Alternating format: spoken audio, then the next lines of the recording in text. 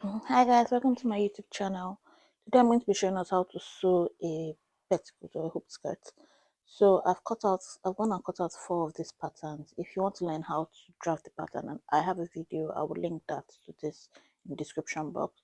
So I've cut out 4 of these patterns, and then I'm going to be using this the boning on the fabric to give it structure, and I'm going to be using bolt cutters to cut the boning. So boning comes in different sizes. The one I'm using now is 1/4 inch boning, but for more structure, like for it to have more structure, if you use a bigger size like 1/2 inch boning, you give it more structure. So I'm using a 1/4 inch boning to make the stress. So the next thing I'll do is to go and join all 4 patterns together, leaving one side open, and then I'll show you guys what it looks like. So I've gone and joined the skirts together. Basically, what we're doing is making a big skirt, putting waistband, and adding boning channels to make the petticoat. So the next thing I'm going to do is mark where my boning channels will be. So my boning channels will start from the hip length, which is 8. I want 7 boning channels, so I will mark from the waist. I will mark from the waist to 8, and then divide that by 7, and then mark 7 boning channels all through the skirt so that I have like an equal marking. So I will move 1.5 inch for my waistband, and then mark 8 inches, and the rest of it I divide that by 7, and then I'll have 7 different channels. So I'll mark that all through the circumference of the skirt. So the next thing I'm going to do after I do that is to make casings for the boning.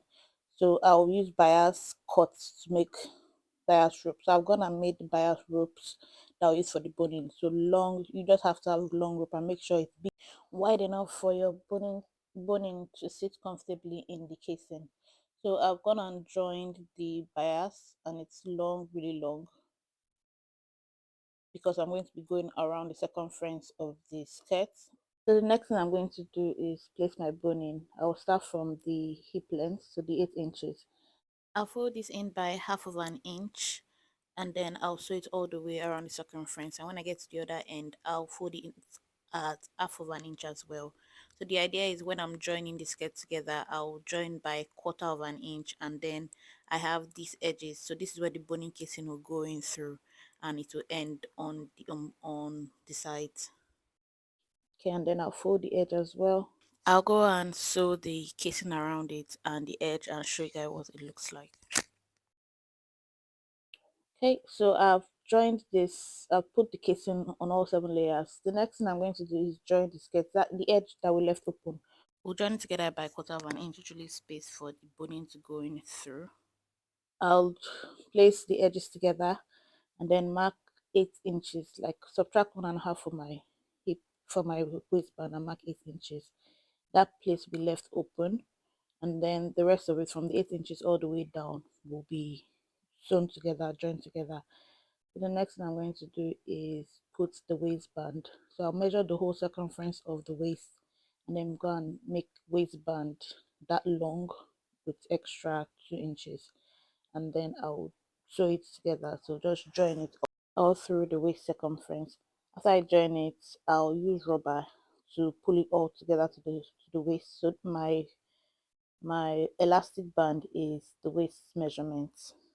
So I would use the elastic band to join it all together. So I've gone and I've joined the waistband from the inside out, and then I'll take the elastic band and place it inside before I couple the other end of the waistband.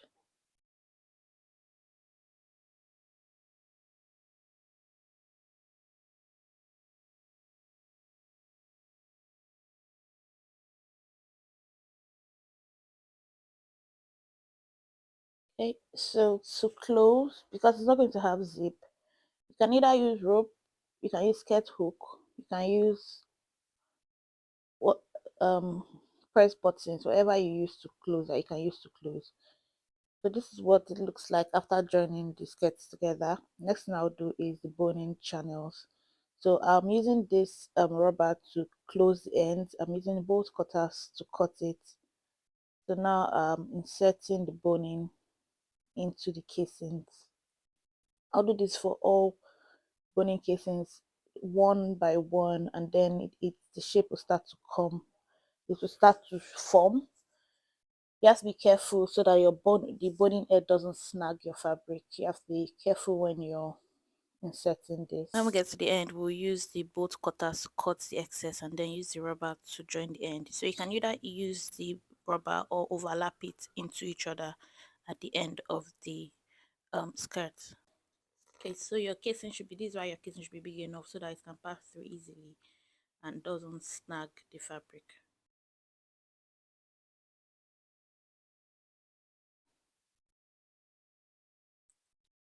Okay, so I'm still putting the casing together. I had to put it on the mannequin because it was becoming too big for me to handle. So I'm still putting the bone in. The rest of the petticoat making is just inserting the boning casing because we already made the skirt. So basically make the skirt and then insert the boning casing. I hope this video has been helpful. Please like, comment, subscribe, and turn on the notification bell so you're notified whenever I post a new video. This is what our petticoat looks like after making it. If you want your petticoat bigger or smaller, you can alter the measurement any way you wish. Thank you all for watching and see you in my next video.